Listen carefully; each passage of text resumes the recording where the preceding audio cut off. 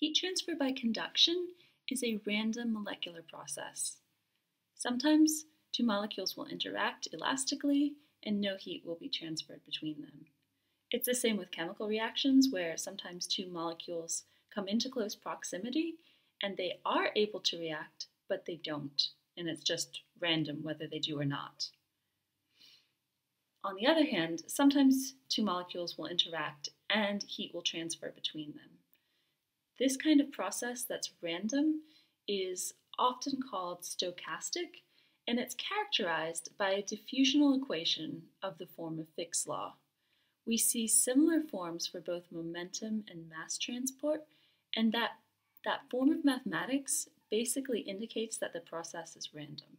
Heat transfer may be random as a single event between two molecules, but when you average out all of those heat transfer actions over the entire body of an object, which is 10 to the 22nd or more atomic species, you see that there's actually a net flow of heat when there's a thermal driving force.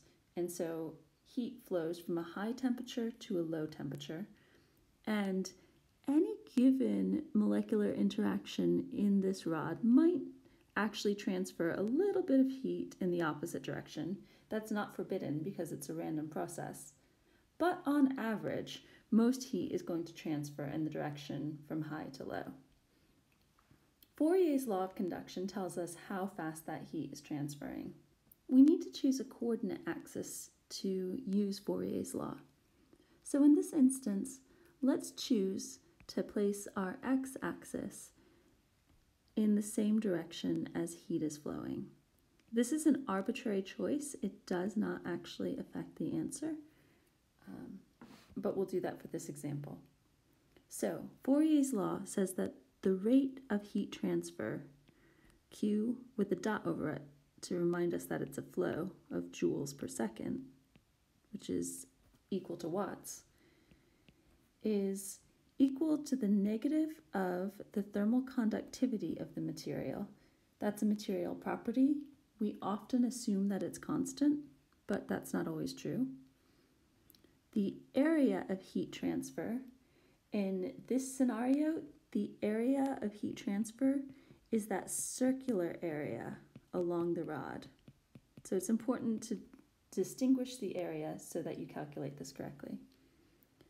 And then the thermal driving force is delta T, and that's what's causing heat transfer. And the length of this rod, we'll call the total length, will be delta X. And that's what's resisting the flow of heat transport. Now we need to be a little bit careful with the sign of things. There is this somewhat mysterious negative sign. So let's just remember that for vectors, you define them as final minus initial.